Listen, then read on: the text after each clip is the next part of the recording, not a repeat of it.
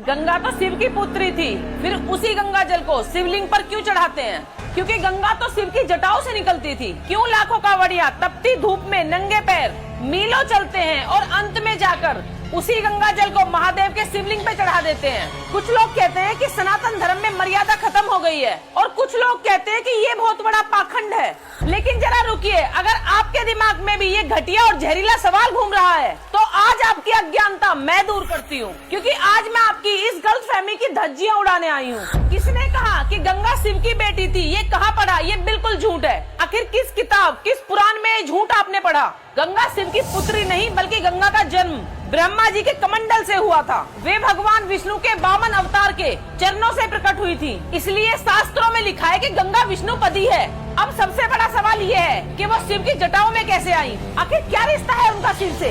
रिश्ता पुत्री का नहीं, रिश्ता अहंकार और महाकाल का था। गंगा इस पृथ्वी पर कैसे आई? शिव की जटाओं में कैसे आई? चलिए मैं आपको बताती हूँ। सूर्य वंश के राजा सगर ने जब अश्वमेध यज्ञ किया तो इंद्र ने उनका घोड़ा चुराकर कपिल मुनि के आश्रम में बांध दिया। तब राजा सगर के 7000 बेटों ने कपिल मुनि पर चोरी का आरोप लगाया तो कपिल मुनि ने अपनी क्रोध अग्नि से उन 60,000 भाइयों को जलाकर भस्म कर दिया। उनकी आत्मा युगों युगों तक भटकती रही, उन्हें कोई भी मुक्ति नहीं दिला सका। तभी उस वंश में पैदा हुए महाराज भगीरथ अपने 60,000 पूर्वजों की भटकती हुई आत्माओं को शांति और मुक्ति दिलाने के लिए भगीरथ ने एक पैर पे खड़े होकर हजारों साल तक तपस्या की। ब्रह्मा जी उनकी तपस्या से प्रसन्न हुए और बोले, पूर्वजों को मुक्ति सिर्फ देव नदी गंगा के स्पर्श से मिल सकती है जो स्वर्ग में बहती है। लेकिन जब गंगा को धरती पे उतरने का आदेश मिला तो गंगा के सिर पर अपनी प्रचंड शक्ति का अहंकार सवार हो गया था। गंगा ने घमंड में गरज कर कहा कि मैं स्वर्ग की अप्सरा नहीं बल्कि परम शक्ति हूँ। जब मैं स्वर्ग से धरती पर गिरूंगी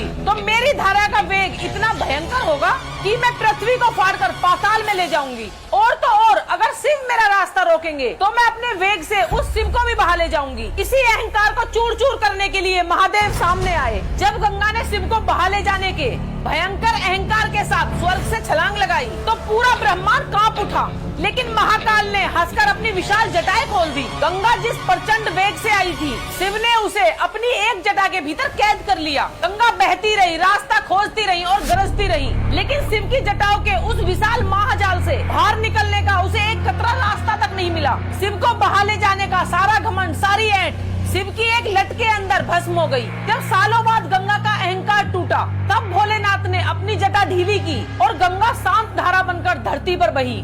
तब जाकर भगीरथ के 60,000 पूर्वजों का उद्धार हुआ।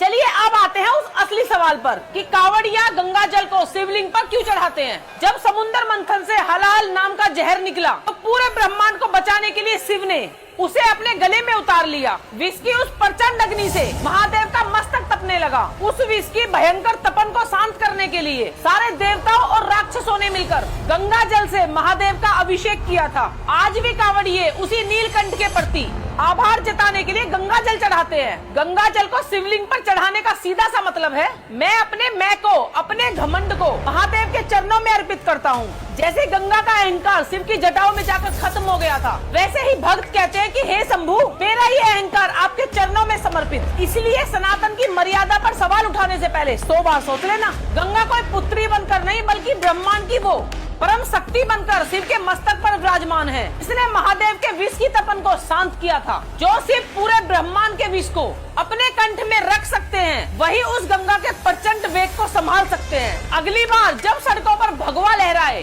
जब कांवड़ियों के पैरों में छाले दिखे और हर हर महादेव का नारा गूंजे, तो सवाल मत उठाना बल्कि अपना सर झुकाना और उस महादेव को याद करना जिसने इस पूरे ब्रह्मांड को बचाने के लिए विष पिया था। तो दोस्तों, कल शिवरात्रि है। कमेंट में हर हर महादेव जरूर लिखना। हर हर महादेव।